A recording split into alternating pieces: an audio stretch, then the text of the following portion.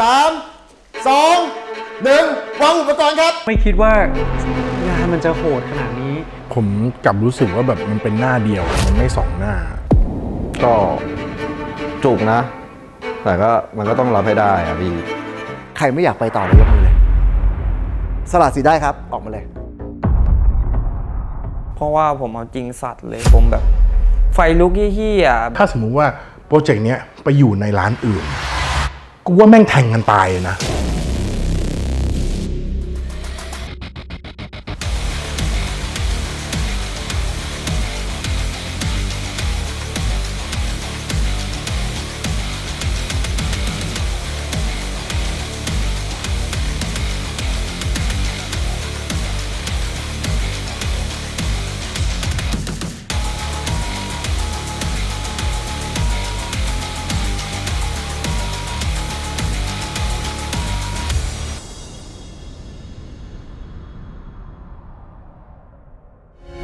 เวลา1 ชั่วโมง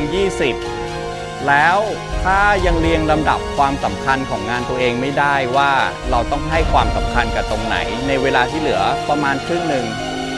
ผมว่าคุณอาจจะพลาดและตกรอบแล้วก็คงไม่ได้ไปต่อในเกมต่อไป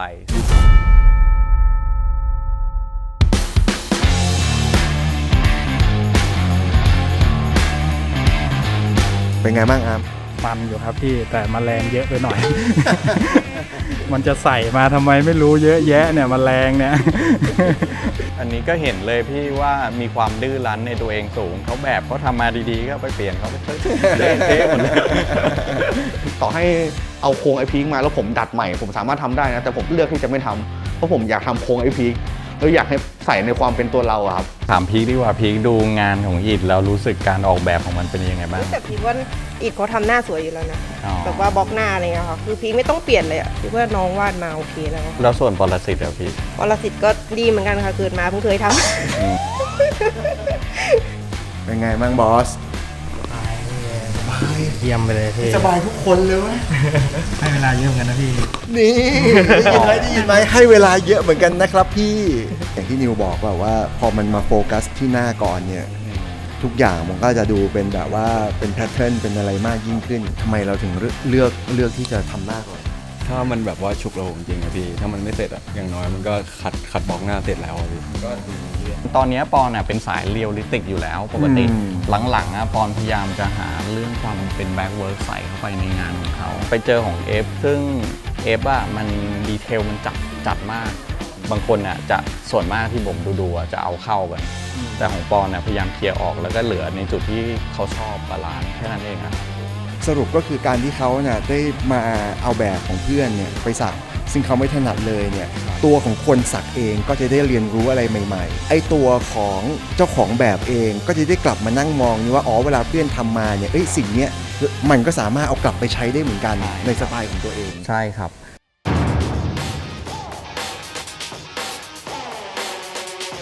เสร็จแล้วเหรอเสร็จแล้วครับพี่เอาฐานมาพี่โอ้โห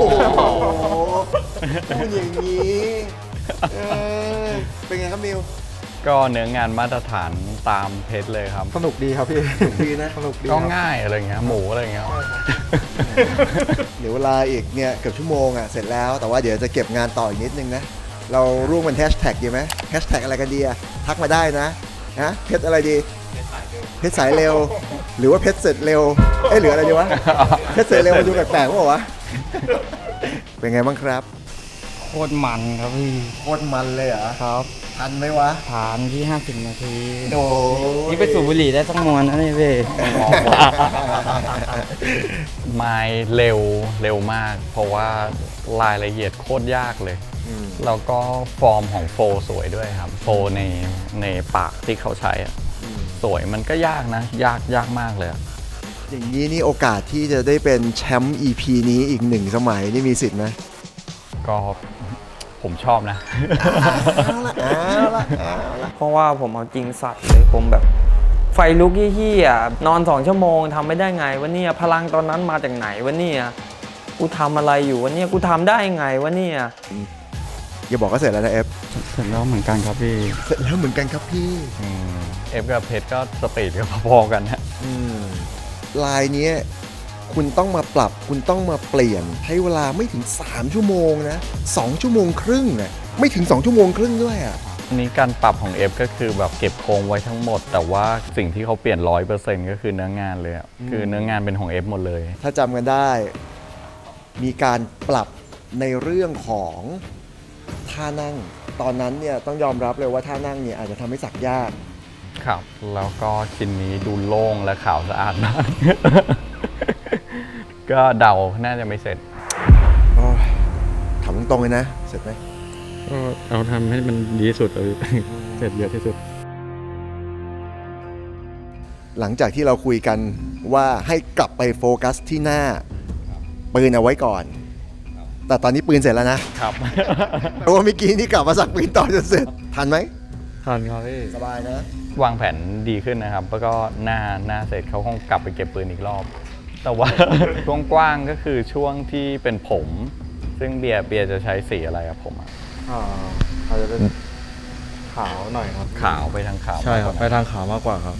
ชะล่าใจไปด้วยแหละว่าแบบรูปแบบมันน้อยอะไรเงี้ยเราก็คงแบบไล่เก็บอะไรที่มันแบบเต็มที่ไปเลย เจเปลี่ยนสไตล์การสักตัวเองเป็นเรื่องแบบข้อมือลายเส้นท็อปอ่ะมันมีความยุกยิกในลายเส้นอยู่แล้วครับเหมือนมันต้องตวัดทีบ่อยๆอะไรเงี้ยน่าจะหนีไม่ได้ด้วยมั้งเพราะว่างานชิ้นนี้ทำคีนน่าจะทำไม่ได้อยู่แล้ว เพราะว่าแบบมาปีศาจไปเลย สิ่งที่น่ากลัวของเจก็คือความคมที่อาจจะขาดหายไป ตอนนี้คือเจอาจจะโฟกัสรอบๆแต่หน้าข้างบนผมว่าน่ากลัวอยู่เหมือนกันนะใน1ชั่วโมง ไม่ถึง1ชั่วโมงใน 35 นาที 35 นาทีที่เหลือนั่นน่ะ นาทีเท่านั้น เราก็คงพยายามถีบตัวเองขึ้นเรื่อยๆอะครับพี่แต่ว่า คือสกิลที่จะทำให้ชนะในรายการมัน โอ้ 35 นาที ผมว่าไม่ทันครับและสิ่งที่น่ากลัวก็คือใบหน้าระวังดำด้วยนะเส้นน่ะด้วยมันเยอะอะเราว่าถ้าเราคอนโทรลเส้นโดยน้ำหนักเข้มอะหน้ามันจะดำไปเฟดให้ได้เฟดให้ทัน เพราะว่าถ้าดำแล้วเฟดไม่ทันมันจะหายไปทั้งหน้าเลยแต่ถ้าเฟดเร็วเกินมันก็จะเป็นขั้นที่แบบว่าเหมือนข้ามน้ำหนักประมาณนั้นครับ ได้เห็นเลยว่าใครอยู่ตรงไหนบ้าง ได้เห็นเลยว่าแต่ละคนมีอะไรบ้างอะไรเงี้ย เอาละครับ Tattoo Warrior เหลือเวลาอีกแค่ 2 นาทีเท่านั้นนะครับ เดี๋ยวพอ 30 วิผมจะนับถอยหลังนะ ทุกคนจะต้องวางเครื่องมือเลยนะครับ คุณเหลือเวลาในการเก็บงานอีกแค่ 1 นาทีครึ่งเท่านั้นนะครับ ได้แค่ไหนเอาแค่นั้น มันคือเกมการแข่งขันครับ ยังเชื่อว่าตัวเองก็ยังเอาอยู่อะพี่ 9 8 7 6 5 4 3 2 1 วางอุปกรณ์ครับ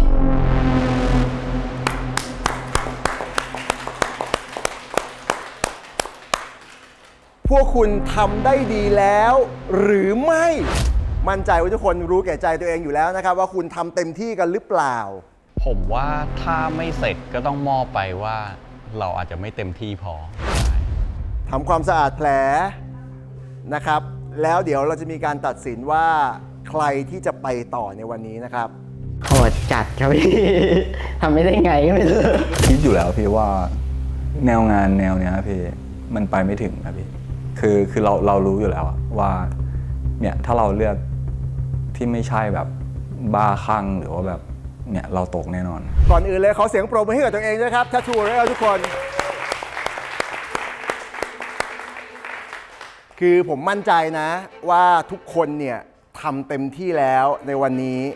นะครับและอย่างที่เราได้เห็นกันตลอดทั้งการแข่งขันในวันนี้เนี่ยก็มีช่างที่สักเสร็จกับช่างที่สักไม่เสร็จ หลายๆคนอาจจะมีความรู้สึกว่ามันไม่จำเป็นก็ได้มั้งเพราะว่าเราสักลูกค้าเราสักเต็มที่อยู่แล้ว รอบวันนี้ที่แข่งกันผมเห็นมันจะมีคนสักไม่เสร็จ ซึ่งผมว่าปกตินะเพราะว่าอันนี้คือสกิลปกติไม่เสร็จอยู่แล้วแต่ว่าคนที่เสร็จแล้วออกมาดีก็คือแม่งเกินปกติขอบคุณทุกคนด้วยที่สู้แล้วก็พยายามเค้นทุกอย่างออกมาในการแข่งครั้งนี้ซึ่งเรายังไม่รู้เลยว่าเราจะได้รางวัลหรือได้อะไรเราทำด้วยใจอย่างเดียว มันอาจจะเป็นความรู้สึกที่มันทรมานระกรรมต่อไปที่ผมจะพูดนะ วันนี้คุณยังไม่จบนะครับ เดี๋ยววันนี้เราจะมีผู้ตกรอบในวันนี้เนี่ยทั้งหมด5 คนด้วยกัน และ 5 คนนี้จะต้องแข่งต่อนะครับ เพราะจะมีแค่2 คนเนี่ยที่จะได้กลับเข้ามาและไปต่อกับพวกเรานะครับ เชิญคณะกรรมการครับเปาพีพีดรีมกับแอดเดอะมูสครับ ชีวิตข้าชีวิตกูไหนพวกมึงก็อยากจะลองดูอ่ะ everything you want ส่วนฉันที่รักยังไงก็ต้องรักฉันยังไง พี่ปอชวนว่าแอร์ช่วยมาเป็นกรรมการให้ในรายการพี่หน่อยผมก็แบบอุ๊ยแล้วก็ไม่คิดว่างานมันจะโหดขนาดนี้ เพราะว่าสุดท้ายคนที่ออกแบบงานตัวเองมาไม่ได้สักงานตัวเองเลยเฮียไอ้เฮียไอ้เฮียไอ้เฮียโอ้โหเฮียใครคิดโอ้โหแค่นี้เลย และนี่คือคณะกรรมการของเราใน EP นี้นะครับทั้งคู่เนี่ยเป็นชาวบราเตอร์ทั้งคู่เพราะว่าทั้งคู่เองเนี่ยเคยมาพูดคุยสัมภาษณ์ในเรื่องของรอยสักกับช่องของเราในอดีตกันแล้วนะครับฉะนั้นผมมั่นใจเลยว่าทั้งคู่เนี่ยจะต้องมีมุมมองในเรื่องของความชอบในเรื่องของรอยสักที่ชัดเจนและนี่แหละครับคือผู้ที่จะชี้ชะตาชีวิตของพวกคุณในวันนี้รวมถึงผมแล้วก็นิวด้วยและเดี๋ยวเรารู้กันแน่นอนนะครับว่าใครจะได้ไปต่อใครจะชนะใน EP นี้แล้วใครที่จะต้องมาฟาดฟันกันต่อให้ตกรอบไหนสักรอบนึงผมก็จะพลิกกลับมาแน่นอนผมเอาตรงผมเฉยๆทุกอย่างอ่ะ มีอะไรจะพูดถึงงานชิ้นนี้ไหมความหินของมันและความเป็นตัวตนที่เราใส่เข้าไปอ่ะหินเลยก็คือเหมือนแบบไม่ได้สักงานตัวเองพี่ทีนี้ผมต้องมาวางแผนนะพี่มา3 ชั่วโมงครับก็อาจจะแบบตัดทอนบางอย่างออกไปบ้างอะไรอย่างเงี้ยพี่ก็แบบทำแบบลวกๆหน่อยครับสุดยอดนะท็อปครับคราวที่แล้วนี่งานเรานี่เป็นงานที่อลังการที่สุดวันนี้เป็นไงบ้างอยากให้มันเป็นโครงเดิมแต่เราใส่ลายเส้นอะไรเข้าไปในงานให้เป็นตัวผมครับผมไม่อยากแก้อะไรในที่มันมาโอ้รายละเอียดข้างในแบบใช่ป่าเถื่อนนี่คำว่าป่าเถื่อนของ NT เลยนะพวกนี้แหละสมมุติว่าเลิกกับแฟนแล้วเสือกสักชื่อแฟนแล้วก็หน้าแฟนไว้ที่ตัวแล้วอยากจะแก้ไม่ต้องไปหาช่างอื่นแบบลบทับเพียงแค่มาแล้วก็บอก NT ว่าไอ้เหี้ยเนี่ยทิ้งกูไปแก้ไขให้หน่อยได้ไหมกูมั่นใจว่าไอ้ผู้ชายคนนั้นหรือผู้หญิงในรูปนั้นจะต้องเป็นสัตว์ปีศาจอะไรสักอย่างที่แบบพอหันมาแล้วแบบเหี้ย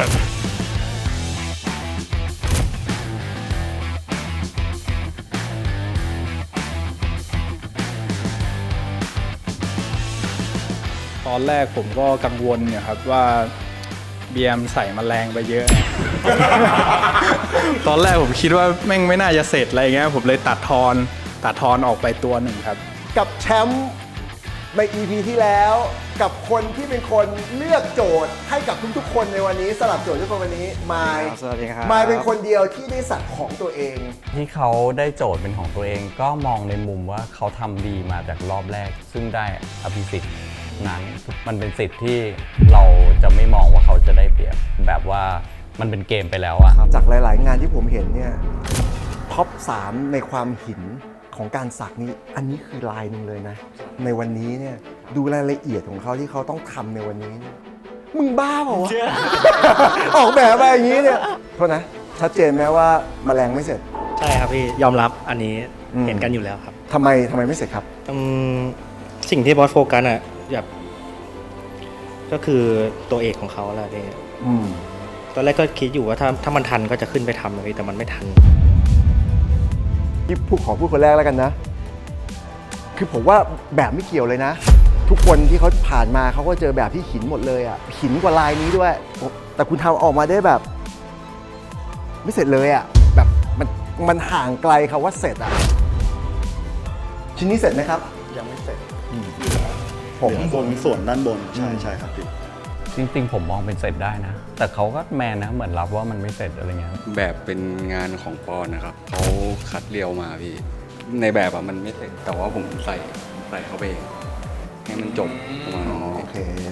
มาเปลี่ยนเป็นแบบรูปแบบเงาลายเส้นของเบียร์อะไรเงี้ย นิวเป็นไงครับที่เราพยายามที่จะพูดกับเขามาตั้งแต่ตอนแรก ตอนนี้ความสำคัญอยู่ที่หน้าถูกแล้ว กลายเป็นว่าส่วนอื่นก็จะมีบางจุดที่ยังไม่เสร็จเราแต่แผนนะก็โอเคนะ ผมกลับรู้สึกว่าแบบมันเป็นหน้าเดียวมันไม่2 หน้า ก็จุกนะ แต่ก็มันก็ต้องรับให้ได้อะพี่ สวัสดีครับตอนเห็นโจทย์ครั้งแรกก็ตกใจอยู่เหมือนกันเพราะได้พี่ท็อปไป แต่ก็แบบลองทำเหมือนอีกฟิลหนึ่งอะไรอย่างเงี้ยครับ ก็รู้สึกว่าทำไม่ทันค่ะ แล้วก็เหมือนหนูไม่ถนัดแบบบล็อกหน้าด้วยยังไม่เคยวาดบล็อกหน้า ปกติเป็นคนชอบทำเท็กเจอร์แต่หน้าคนมันต้องมีความเนียบใช่ไหมพี่ อันนี้ก็เลยแบบคอนโทรลลำบาก Tattoo Rayer ครับ ตอนนี้คะแนนอยู่ในมือผมแล้วนะครับ ผมจะบอกว่าใครที่ได้คะแนนเยอะที่สุดในค่ำคืนนี้ คุณเดินออกมา แล้วคุณก็สามารถกลับบ้านได้เลยนะครับแปลว่าคุณเข้ารอบเป็นที่เรียบร้อย เสร็จปุ๊บผมก็จะอ่านรายชื่อที่เหลือสำหรับผู้ที่ผ่านเข้ารอบ คุณเดินออกมา แล้วคุณก็สามารถกลับบ้านได้เลย ใครที่หลงเหลืออยู่ที่นี่คือผู้ที่ตกรอบนะครับ เรามาเริ่มมาที่ผู้ที่ได้คะแนนเยอะที่สุดแบบเอกฉันท์นะครับมายครับ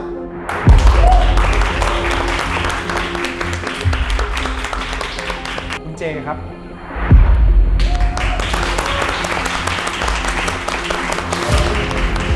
คุณ F ครับ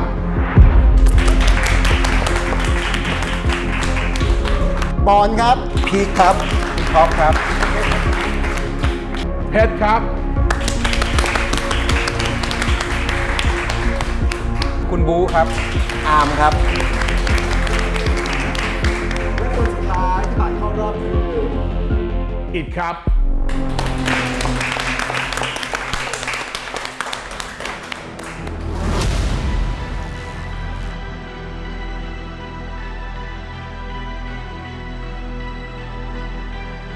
ที่เหลือเรียนเชิญตรงนี้เลยครับ ก็อาจจะมีเซอร์ไพรส์กันบ้างนะครับสำหรับผู้ที่อยู่ตรงนี้ ผมยังอยากที่จะให้พวกคุณบางคนได้ไปต่อนะ เพราะผมมีความรู้สึกว่าเราก็ยังอยากได้เห็นฝีมือได้เห็นไหวพริบได้เห็นการทำงานของพวกคุณใหม่ให้โอกาสพวกคุณใหม่อะ ไอ้เหี้ย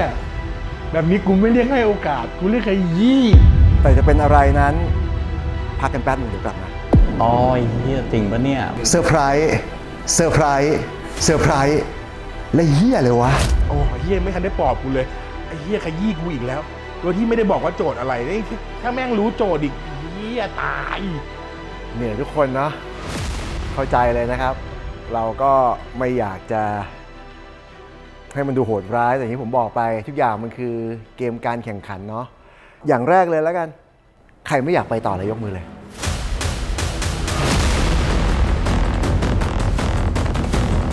ถ้าไม่ได้จริงจังขนาดนั้นนะพี่ผมว่าก็ขอสละสิทธิ์ได้เลยก็ได้นะครับ เพราะว่ามันแข่งเพื่อถามหาความจริงจังอะพี่ผมก็ไม่ได้อยากชนะ เพราะว่ามีคนอ่อนให้เหมือนกันนะครับ เหมือนแต่ละคนก็ไม่เหมือนกันนะพี่บางคนก็อาจจะไม่อินบางคนก็อาจจะอินด้วย คุณสละสิทธิ์ได้เลย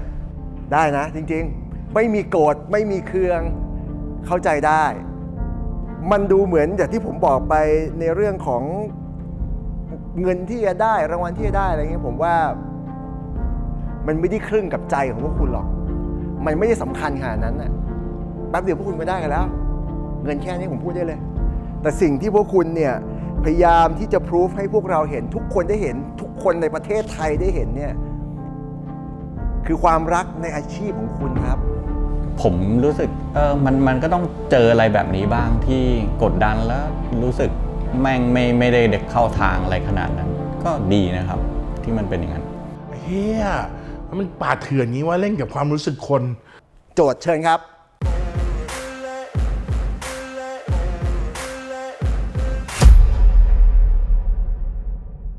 คุณแค่ดึง1องค์ประกอบของแมวออกมา องค์ประกอบอะไรก็ได้ดีไซน์แล้วก็สักภายใน2 ชั่วโมงพร้อมนะครับ ลุยเลยครับผม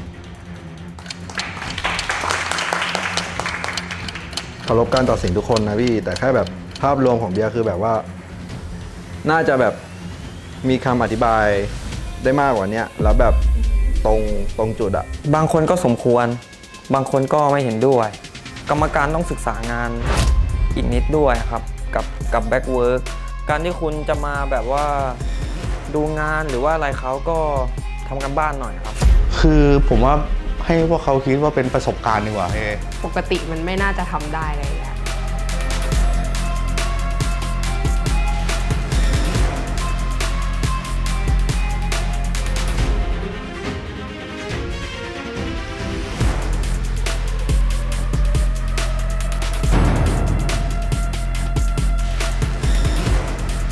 รอบแก้ตัวของเราเนี่ยก็เริ่มมาแล้ว1ชั่วโมง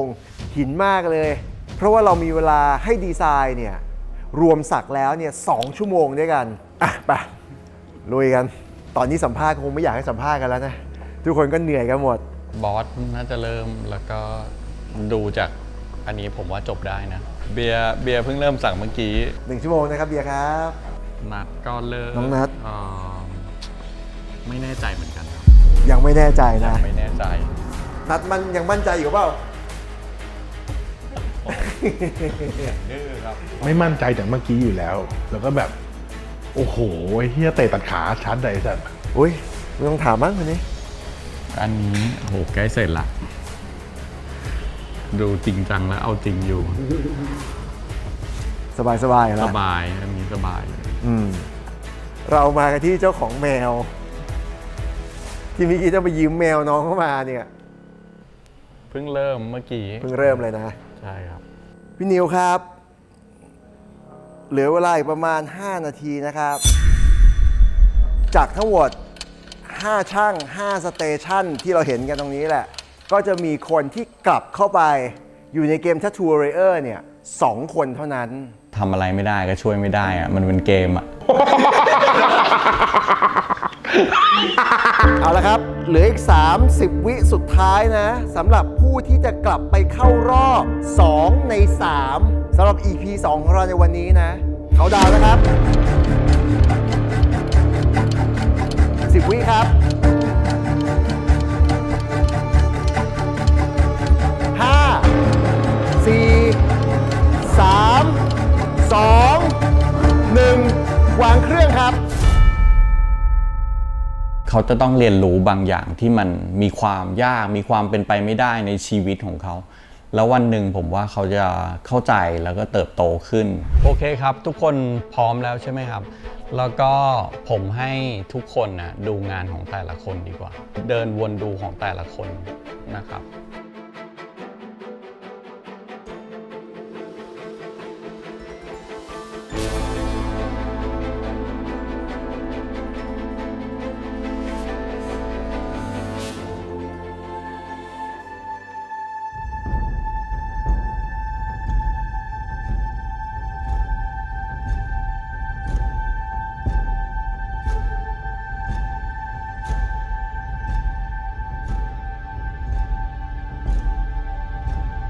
แล้วผมจะให้เลือกงานที่ชอบ2ชิ้นโดยที่ไม่ใช่งานของตัวเองโอเคครับเดี๋ยวนัดเลือกคนแรกเลยครับว่าชอบงานของใครชอบของพี่เบียร์กับของพี่แจ็คนัดชอบของเบียร์กับพี่แจ็คนะครับแจ็คครับชอบของพี่บอสกับเบียร์แจ็คชอบของพี่บอสกับเบียร์นะครับของพี่บอสกับแจ็คครับของบอสกับเบียร์แล้วก็แจ็คครับชอบของแจ็คกับดีมครับเบียร์ชอบแจ็คกับดีมนะครับผมเคารพการตัดสินใจของทุกคนนะเพราะว่าเราอยู่กันมานานเรารู้ว่างานไหนดีไม่ดีเราเตะกันมาตลอดว่าชิ้นนี้ได้ไม่ได้และทุกคนเห็นเหมือนกันหมดดังนั้นการตัดสินครั้งนี้ผมโยนให้เป็นหน้าที่พวกคุณตัดสินกันแล้วผลมันจะออกมาตามนี้นะครับผู้ที่ได้คะแนนมากที่สุดนะครับสำหรับรอบนี้แจ็คครับ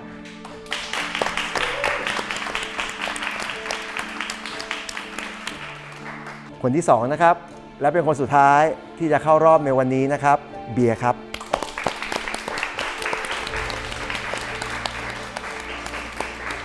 เรียนเชิญช่างศักดิ์ทั้ง3ท่านตรงนี้เลยครับผ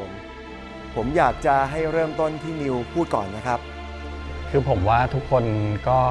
ทำดีแหละ แต่ว่าบางอย่างอาจจะเป็นบางเหตุผลที่ไม่ได้เอื้อกับเราด้วยโจทย์หรือว่าอะไรที่เป็นเกมนั่นแหละ สำหรับตัวพี่เองก็ขอบคุณนะครับน้องๆพี่บอกตั้งแต่แรกแล้วนะครับว่าอันเนี้ยมันคือเกมการแข่งขันบางทีมันอาจจะเกิดภาวะอย่างนี้ขึ้นได้ในชีวิตเรา อาจจะไม่ใช่เรื่องสักก็ตาม แต่วันนี้เท่าที่พี่ดูมาเนี่ยพวกคุณทำได้เต็มที่แล้ว มันคงไม่มีงานไหนหรือว่าครั้งไหนที่พวกเราจะได้รับโจทย์แบบนี้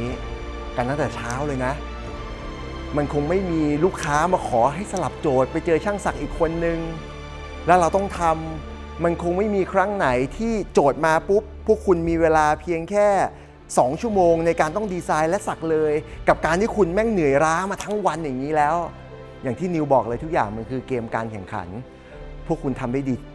มากๆแล้วก็หวังว่ามันคงเป็นประสบการณ์ที่ดีสำหรับทุกๆคนเนาะโชคดีนะครับทุกๆคนครับขอบคุณมากครับขอบคุณครับขอบคุณครับ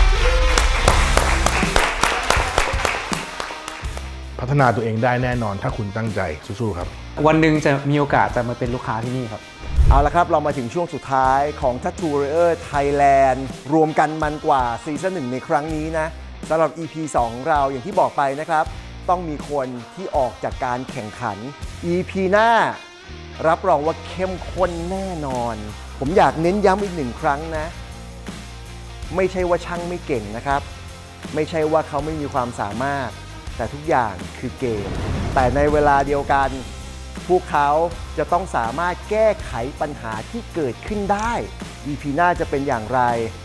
พวกคุณรอติดตามได้เลยรวมกันมันกว่าสุดแน่นอน Tattoo Warrior Thailand เจอกันครับ EP ต่อไป เราก็พยายามทำให้มันเต็มที่ครับพี่แต่ว่าคนอื่นเขาจะแบบรู้สึกยังไงมันแล้วแต่เขาบ้างครับพี่ก็รู้แหละว่าแบบแต่ละคนมุมมองไม่เหมือนกันอะไรเงี้ย แต่สุดท้ายทุกอย่างมันจะชี้ออกมาเอง กดแบบหมดแม็กมีเท่าไหร่แล้วอาทิตย์หน้าผมก็จะยัดกระสุนกดหมดแม็กเหมือนเดิม ทุกคนรู้กันแล้วใช่ไหมครับเมื่อสัปดาห์ที่แล้วเนี่ยว่าใครได้รับโจทย์อะไรกันบ้างไม่ว่าจะเป็นหน้าผู้ชายหน้าผู้หญิงหรือว่าอาวุธก็ตามเด็กผู้หญิง คือพี่มั่นใจแน่ว่าแจกโจทย์นี้มาร้านพี่ไม่ตีกัน ก็ไม่นะเพราะว่าพวกเนี้ยชอบความท้าทายอยู่แล้วนะ พวกคุณคิดว่ามันจะแค่นั้นเลยหรือเปล่า เหมือนเดิมอะพี่แต่มันก็แกล้งหรือว่าแบบคือตามภาษาเกมอะมันต้องมีการแบบแกล้งนะมันถึงจะมันอะไรอย่างเงี้ย 5 4 3 2 1 หมดเวลาครับวางอุปกรณ์ครับทุกคน ทำใจแล้วก็แน่แหละคือเกมที่เราต้องเข้าใจมัน ผมมองว่าถ้าเกิดถูกคู่มันก็